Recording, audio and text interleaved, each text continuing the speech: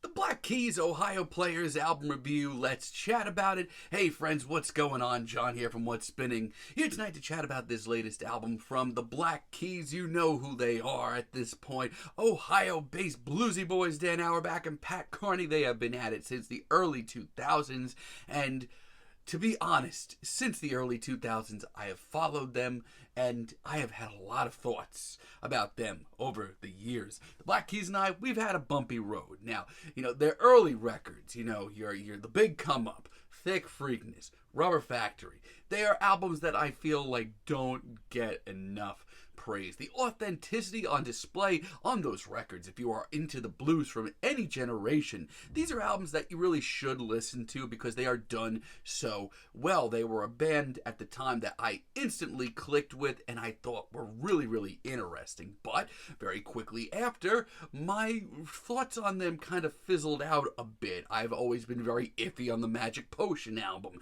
And Attack and Release is just this really weird time for the band where, they're still putting out some okay music, but I felt like they were starting to not know the direction they were going in. And it became very clear that they were going to be going in a very different direction in the next few years, a much more indie-based direction, which from a distance did scare me, but the Brothers album, while I was a little hesitant, I do still consider it to be one of their most consistent records and just a really solid reinvention of the band. And the same goes for El Camino. It's certainly not a bad record. You just need to know that it's a little bit more of a gussied up sound. It's a lot cleaner these days, and this is far from the very muddy, murky blues of their early recordings. And from there on out, my feelings on the band just went all over the place. Their Turn Blue album, I still have not sat through to this day because I think it's just the most boring sort of phoned in psychedelic rock. Some of the most phoned in I've ever heard.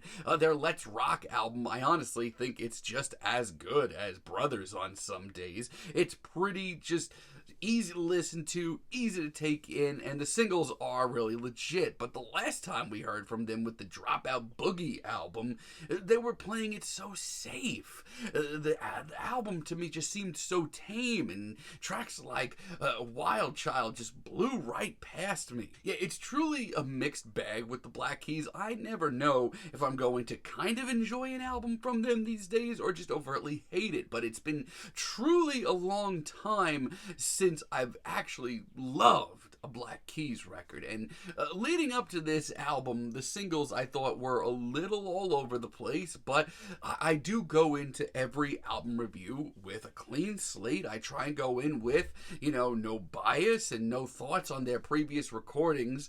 And you know what? Somehow, some way, while not perfect, this album is a lot of fun.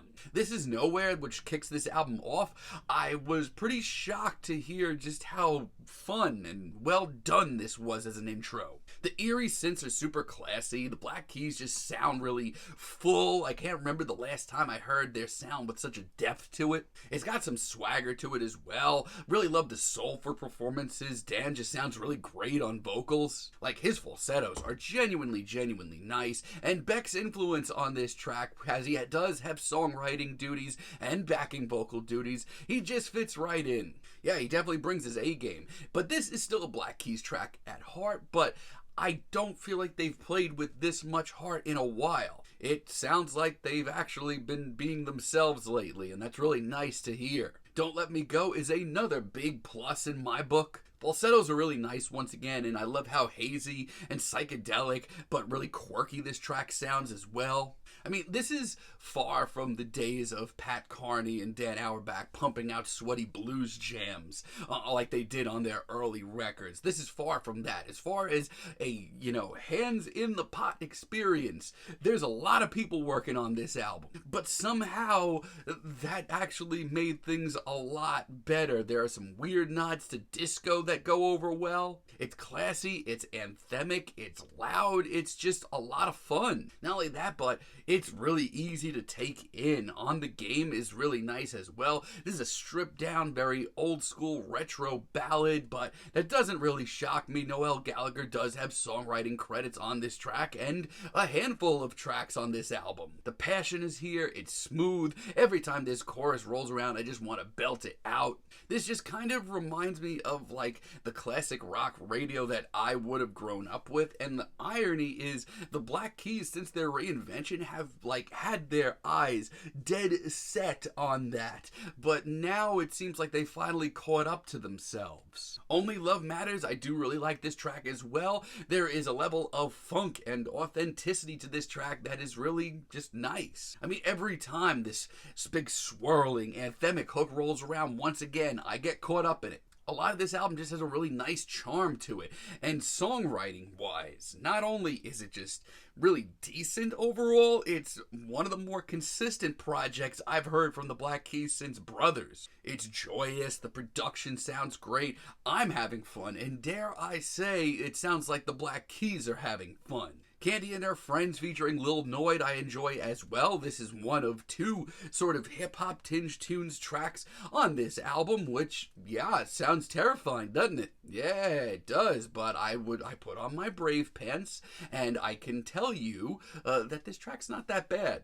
It's hazy, it's hard to place, it's surprisingly hip, honestly, and Dan's vocal performance may be his coolest on this entire record. When this chorus rolls around, he sounds genuinely hypnotic, and Lil Noid sounds really just right at home here as well. His verse brings a certain grit and drama to this track. Also, the cover that we get of I Forgot to Be Your Lover, this one really caught me off guard leading up to this record because it is passionate as hell, man. This is done with so much love and respect for the original version. I mean, I have not heard anything this genuinely passionate out of the Black Keys in seemingly forever. They should honestly be very proud of this cover, because I'm very proud of this cover. I think it's the best track here.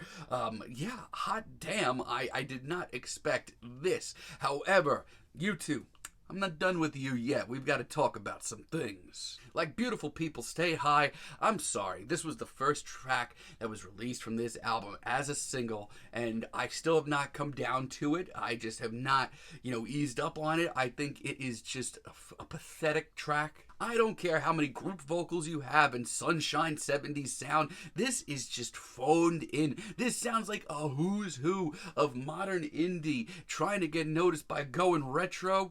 Or even worse, it sounds like Dan Auerbach's solo material.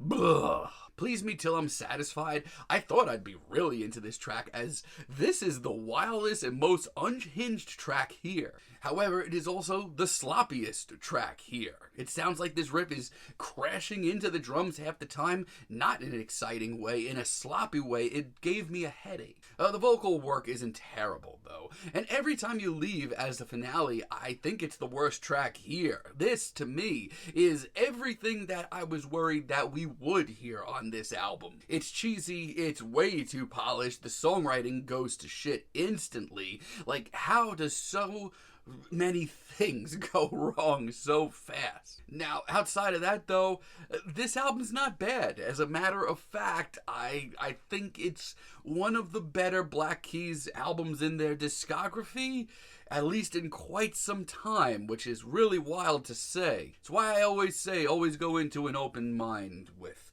the albums like this, especially when it's an artist that you have such a long connection with. You'll pay.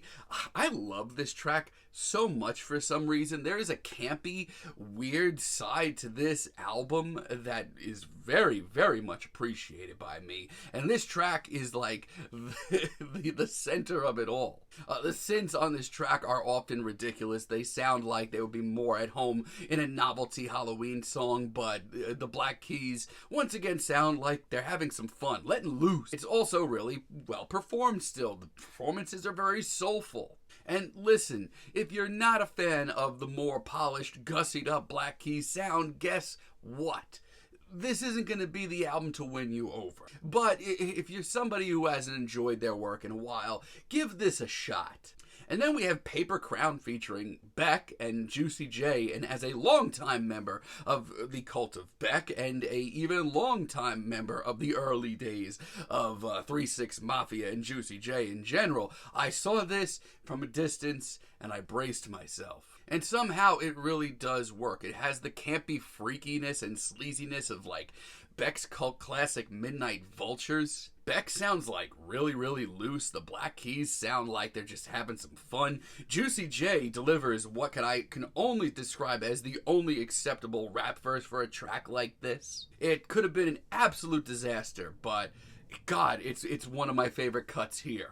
Live Till I Die is one of the most straightforward tracks here, which instantly I thought would kind of turn me off to it, but it is still being played with much more heart and determination than anything on Dropout Boogie. I really love the falsettos once again, too. They almost have like a Josh Homme vibe to them. And Read 'Em and Weep may be my favorite deep cut here. There's a little grit to this track, it's a little rough and tumble, maybe even a little country, and there is a darkness and drama to this cut that I did not expect. And it actually gave me the chills, especially when Dan's vocals pop in. Also, guitar solo wise, this is by far the best here. And Fever Tree, late in the album, is a really great, steamy, mystic ballad. I really love the visual lyrics on this track. It's sexy, it's a little dark, and it also just comes off more surreal and genuinely out there than anything on Turn Blue.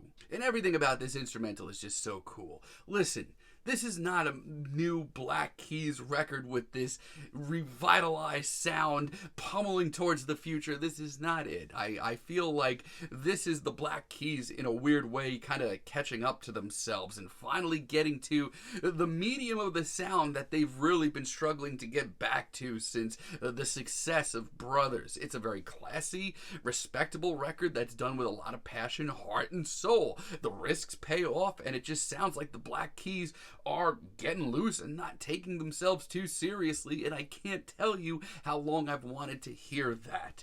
I'm shocked to say it, but I am feeling a very light 8 on this record. But let me know what you all think down below. If you like the video, be sure to give us a like, give us a subscribe, and let me know down below what you would like for me to chat about in the future. And until next time, have a great day, friends.